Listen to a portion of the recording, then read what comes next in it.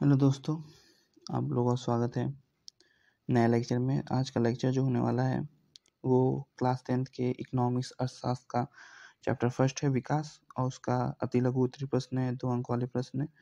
ठीक है, 2 अंक वाले प्रश्न है, अति लघु उत्तरी प्रश्न। इसमें करीब 15 प्लस क्वेश्चन होने वाले हैं जो इम्पोर्टेंट है। इससे बाहर से कहीं क्वेश्चन नहीं आएगा। आप अगर इसको वीडियो देख लेते हैं तो इस चैप्टर से समझिए कि आपको बाहर से क्वेश्चन नहीं मिलने वाला है। कुछ ना कुछ यहीं से मिल ही जाएगा, बस थोड़ा सा क्वेश्चन में अंतर होगा लेकिन आंसर में अंतर नहीं होगा। तो चलिए वीडियो को शुरू करते हैं और क्वेश्चन देखते हैं। पूरे लास्ट तक बने रहिएगा। कुछ ज़्यादा बड़ा नहीं होता है वीडियो, 10-15 मिनट का वीडियो होता है। देखिए और मज़े कीजिए। नहीं कुछ पढ़ें तब भी यहाँ से आप नंबर लेके जाएंगे, समझ लीजिए।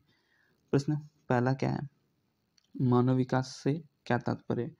मानव विकास से क्या तात्पर्य है? उत्तर है, मानव विकास का अर्थ है एक व्यक्ति का इस प्रकार से विकास किया जाए कि वो अपनी प्रतिभा के अनुसार सृजनात्मक जीवन बिता सके। तो मानव विकास का सिंपल सा अर्थ है कि ऐसे मनुष्य का इतना विकसित होना जरूरी है कि वो बड़े होने पे वो जो चाहता है अपना उतना तो नहीं आलीशान जिंदगी, लेकिन वो अपना जो जीवन है वो व्यतीत कर सके। मानव विकास से तात्पर्य है ऐसा कुछ।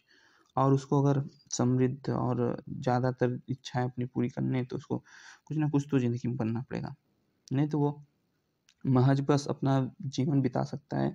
ऐसी चीज़ें जीवन बिताने के लिए तो बहुत है। साधु संत बन जाओ भाई, बीत जाएगी।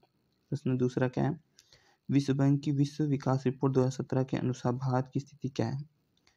2017 की रिपोर्ट है, विश्व बैंक की विश्व विकास रिपोर्ट 2017 की विश्व बैंक की रिपोर्ट है।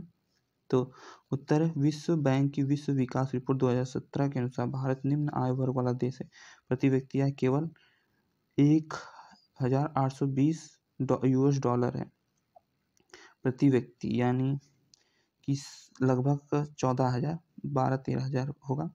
इस समय 80 रुपये चल रहा है, 8,000 डायरेक्ट और 16 15,000 लगभग आएगा। वही एवरेज 15,000 है। इसमें वर्तमान का ले लिया, लेकिन उस समय का तो 13,000 था होगा।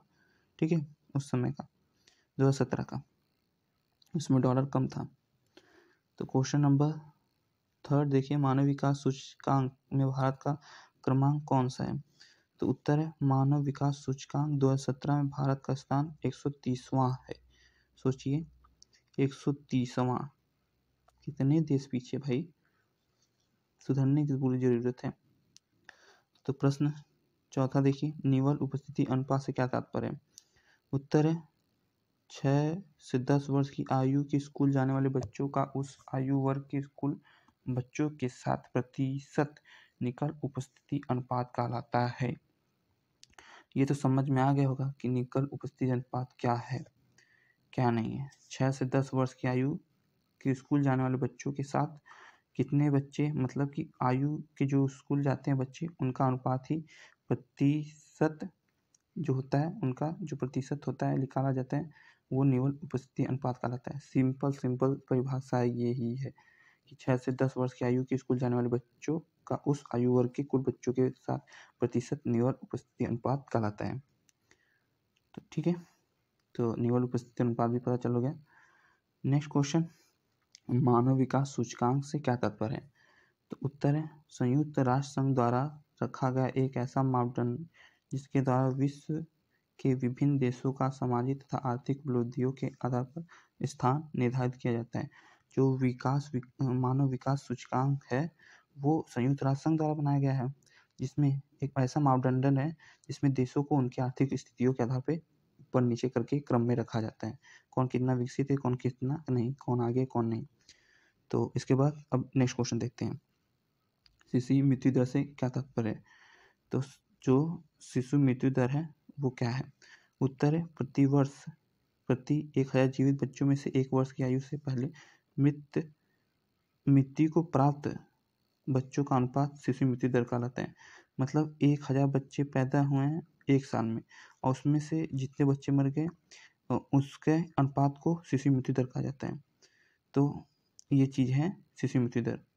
और जितने अगर 1,000 बच्चे 1 साल में पैदा हुए और वो सब स्वस्थ हैं मतलब वो विकास, वो जो देश है वो बहुत ज़्यादा विकसित है, और विकसित नहीं है तो स्वास्थ्य के आधार पे, तो स्वास्थ्य नहीं सही है तो वो देश विकसित नहीं माना जाएगा, ऐसा चीज़ है। प्रश्न 7वां क्या है, एक देश के लोगों द्वारा किन 3 इच्छित सामाजिक उद्देश्य, मतलब ऐसा क्वेश्चन है कि एक देश के लोगों द्वारा 3 इच्छित सामाजिक उद्देश्य बताइए, मतलब 3 इच्छाएं बताना है जो सामाजिक उद्देश्य है, ठीक है, ये नहीं कि पर्सनली उद्देश्य। उत्तर है पहला, सामाजिक व्यवहार होना चाहिए, दूसरा सामाजिक शांति और सुरक्षा, समाज में शांति और सुरक्षा बनाए रखना चाहिए, तीसरा दूसरे लोगों द्वारा सम्मान, तो दूसरे लोगों को सम्मान भी देना चाहिए और सम्मान भी लेना चाहिए, नहीं कि हमेशा गाली दो गाली खाओ, ये चीज़ें नहीं है, ठीक है। तो अब नेक्स्ट क्वेश्चन देखते हैं, 8वां, प्रति व्यक्ति आय से क्या तात्पर्य है, ये आप जानते हैं, बहुविकल्पी प्रश्न में देखे होंगे। प्रति व्यक्ति का आय क्या है, उत्तर है एक देश के सामान्य निवासियों द्वारा अर्जित आय को प्रति व्यक्ति आय कहते हैं।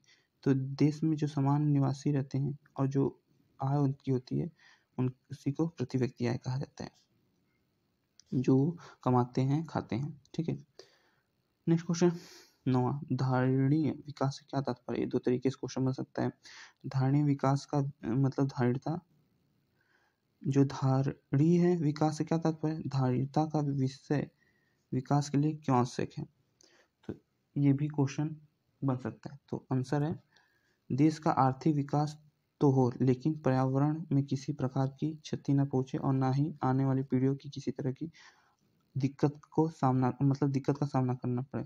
देश का तो विकास हो लेकिन पर्यावरण में जो क्षति पहुंच रही है वो ना पहुंचे, और आने वाले जो लोग हैं, जो हमारे आगे जो जनरेशन है उसके लिए वो जो दिक्कतें पैदा ना हो, दिक्कतें पैदा हो जाएगी तो वो उस सभी चीज़ों का उपयोग इस्तेमाल ना कर पाएंगे। तो 1 मिनट, ठीक है। नेक्स्ट क्वेश्चन है 10वां, आर्थिक विकास से क्या तात्पर्य है, 10वां क्वेश्चन है आर्थिक विकास से क्या तात्पर्य है, तो उत्तर आर्थिक विकास वह परिस्थिति है जिसमें कोई देश अर्थव्यवस्था के क्षेत्र में इतनी प्रगति करे जो कि उसकी जनसंख्या वृद्धि दर से अधिक हो। आर्थिक विकास क्या है, जनसंख्या से अधिक हो। भारत में जनसंख्या ही ज़्यादा है तो विकास कहाँ से होगा, जहाँ का विकास अधिक है और जो वहाँ की जनसंख्या है वो कम है, वहाँ आर्थिक विकास होता है, ठीक है, और अर्थव्यवस्था के क्षेत्र में वो आगे रहता है हमेशा। तो एक बार परिभाषा देख लीजिए फिर से, आर्थिक विकास वह परिस्थिति है जिसमें कोई देश अर्थव्यवस्था के क्षेत्र में इतनी प्रगति करे जो कि उसकी जनसंख्या वृद्धि से अधिक हो, तो वो बहुत ही विकसित देश माना जाएगा। प्रश्न 11वां, राष्ट्रीय आय से क्या तात्पर्य है, ये इंपॉर्टेंट क्वेश्चन है। उत्तर, एक लेखा वर्ष में देश के अंदर सभी आर्थिक क्रियाओं से प्राप्त आय में जब विदेशों से प्राप्त आय को जोड़ते हैं तो राष्ट्रीय आय कहलाती है और प्राप्त होती है, चाहे कहलाती है चाहे प्राप्त होती है, दोनों एक ही चीज़ें। तो एक वर्ष में देश के अंदर सभी आर्थिक क्रियाएं, जो आर्थिक क्रियाओं से प्राप्त आय होती है और जो विदेश में बेची जाती है प्राप्त आय को, दोनों को जोड़ के राष्ट्रीय आय प्राप्त करते हैं और जनसंख्या से भाग देते हैं, ऐसा चीज़ है, इसमें जनसंख्या वाला नहीं लिखा है। प्रश्न 12वां, मानव विकास के लिए साक्षरता क्यों अनिवार्य है, जो मानव विकास है उसके लिए साक्षरता क्यों अनिवार्य है, तो उत्तर है साक्षरता से मानव क्षमताओं में वृद्धि होती है, इससे मानव कुशल हो जाते हैं, इसलिए साक्षरता को मानव विकास का एक महत्वपूर्ण तत्व माना जाता है। जो मानव विकास के लिए साक्षरता वो क्यों आवश्यक है, तो इसलिए कि साक्षरता मानव में वृद्धि बढ़ाती है जिससे मानव कुशल और बुद्धिमान बनता है, इससे साक्षरता को मानव विकास का और मानव अपनी उसको ये पता चल जाता है इंसान हम लोग को कि हम लोग को करना क्या है जीवन में। तो साक्षरता ही सबको आगे बढ़ाती है, निरक्षरता नहीं बढ़ाती है, साक्षरता पढ़े लिखे होते हैं। प्रश्न 13वां क्या है, भारत में महिला सशक्तिकरण का मुख्य बिंदु क्या है, तो उत्तर, भारत में महिला सशक्तिकरण का मुख्य बिंदु विकास है, विकास होगा तो महिला का सशक्तिकरण अपने आप बढ़ता जाएगा, तो विकास कीजिए। नेक्स्ट क्वेश्चन 14वां, किन 2 उपायों से आर्थिक समृद्धि को प्रस्तुत किया जा सकता है, तो 2 चीज़ें बताने हैं, ठीक है, उपायों का। उत्तर पहला सकल घरेलू उत्पाद में वृद्धि से, दूसरा औसत सकल घरेलू उत्पाद में वृद्धि से प्रस्तुत किया जा सकता है। ठीक है, आइए 15वां देखिए, वयस्क शिक्षित दर क्या है।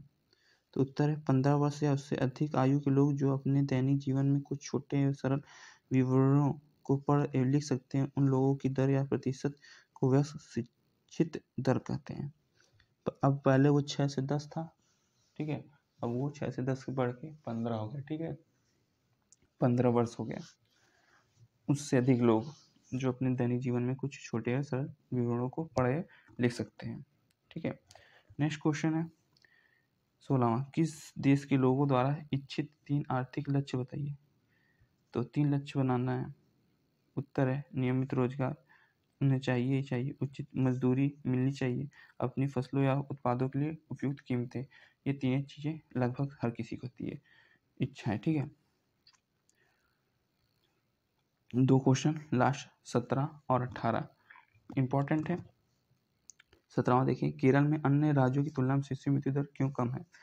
तो उत्तर है केरल में अन्य राज्यों की तुलना में साक्षरता पूरे देश की तुलना में सर्वाधिक है, मतलब वहाँ पढ़े लिखे लोग ज़्यादा हैं।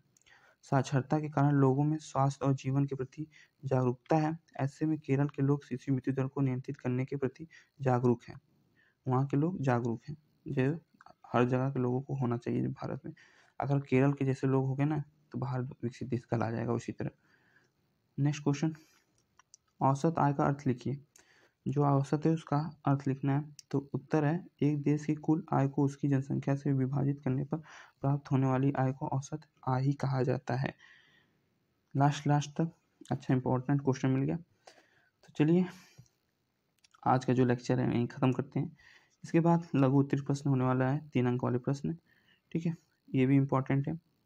तो नेक्स्ट वीडियो यही है, लघु उत्तरीय प्रश्न। तो चैनल को सब्सक्राइब कर दीजिए, वीडियो को लाइक कर दीजिए, और जो टॉपिक चाहिए कमेंट कीजिए, हम लोग आपको प्रोवाइड करा देंगे। तब तक के लिए टाटा बाय बाय, स्वस्थ रहिए, मस्त रहिए।